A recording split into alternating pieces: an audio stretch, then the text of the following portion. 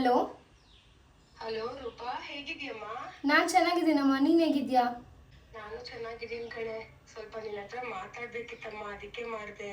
ಏನಮ್ಮ? ಅಪ್ಪನಿಗೆ ಇತ್ತೀಚೆಗೆ ಕೆಲಸ ಕೂಡ ಇಲ್ಲ ಕಣೆ. ಅಪ್ಪನಿಗೆ ಆರೋಗ್ಯ ಕೂಡ ಚೆನ್ನಾಗಿಲ್ಲ. ಮನೆ ನಡ್ಸೋದು ತುಂಬಾ ಕಷ್ಟ ಆಗ್ತಿದೆ. ಸ್ವಲ್ಪ ಏನಾದ್ರೂ ಪ್ರತಿ ತಿಂಗಳು ನಿನ್ನ ಹತ್ರ ಸ್ವಲ್ಪ ದುಡ್ಡು ಸಿಗ್ಬೋದಮ್ಮ? ನಾನು ಅವ್ರ ಹತ್ರ ಮಾತಾಡಿ ಹೇಳ್ತೀನಮ್ಮ. ಸರಿಮ್ಮ. ಅಭಿ, ಏನು ರೂಪಾ? ಅಮ್ಮ ಕಾಲ್ ಮಾಡಿದ್ರು. ಅಪ್ಪನಿಗೆ ಹುಷಾರಿಲ್ವಂತೆ, ಕೆಲ್ಸಕ್ಕೂ ಹೋಗ್ತಾ ಇಲ್ವಂತೆ, ಮನೆ ನಡ್ಸೋಕೆ ತುಂಬ ಕಷ್ಟ ಆಗ್ತಾ ಇದೆ ಅಂತೆ. ಪ್ರತಿ ತಿಂಗಳು ನಿಮ್ಮ ಕೈಲಿಂದ ಏನಾದರೂ ಹೆಲ್ಪ್ ಮಾಡೋಕ್ಕಾಗುತ್ತಾ? ನಾನು ಕೆಲ್ಸಕ್ಕೆ ಹೋಗೋಗಿದ್ರೆ ನಾನೇ ನಮ್ಮ ಅಪ್ಪ ಅಮ್ಮನ ಕಷ್ಟ ನೋಡ್ಕೊತಿದ್ದೆ. ಆದರೆ ನನ್ನ ಮನೇಲಿರೋದ್ರಿಂದ ನಮ್ಮ ಅಪ್ಪ ಅಮ್ಮನ ಕಷ್ಟ ನಾನು ನೋಡ್ಕೊಳ್ಳೋಕ್ಕಾಗ್ತಾ ಇಲ್ಲ. ಅಷ್ಟೇ ತಾನೇ, ಅವ್ರು ನಿನಗೆ ಮಾತ್ರ ಅಪ್ಪ ಅಮ್ಮ ಅಲ್ಲ, ನನಗೂ ಅಪ್ಪ ಅಮ್ಮನೇ. ಅಮ್ಮನ್ನ ಒಂದು ಮಾತು ಕೇಳಿ ಅದು ಏನೆಲ್ಲಿ ಬೇಕಾಗುತ್ತೋ ಅದು ನಾನು ಮಾಡ್ತೀನಿ ಬಿಡು. ಅಮ್ಮ, ಏನಪ್ಪ?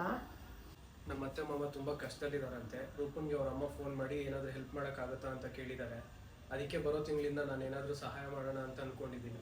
ನೀನೇನು ಹೇಳ್ತೀಯಮ್ಮ? ಹೌದಾ? ನಿಮ್ಮ ಮಾವಂಗೆ ಆರೋಗ್ಯ ಸರಿ ಇಲ್ದಿರೋವಾಗೆ ಹೇಳಿದೆ, ಅವರಿಬ್ಬರೇ ಊರಲ್ಲಿ ಯಾಕೆ ಕಷ್ಟಪಡ್ತಿದ್ದಾರೆ, ಬಂದು ನಮ್ಮ ಜೊತೆಗೆ ಇರಲಿ ಅಂಥೇಳಿ. ನಿಮ್ಮತ್ತೆ ಮಾವನಿಗೆ ನೀನು ಹೆಲ್ಪ್ ಮಾಡ್ತೀನಿ ಅಂದರೆ ನಾನು ಯಾಕಪ್ಪ ಬೇಡ ಅನ್ನಲಿ? ನಿಮ್ಮತ್ತೆ ಮಾವನ ಕಷ್ಟಕ್ಕಾಗೋದು ಅಳಿನಾಗಿ ನಿನ್ನ ಕರ್ತವ್ಯ.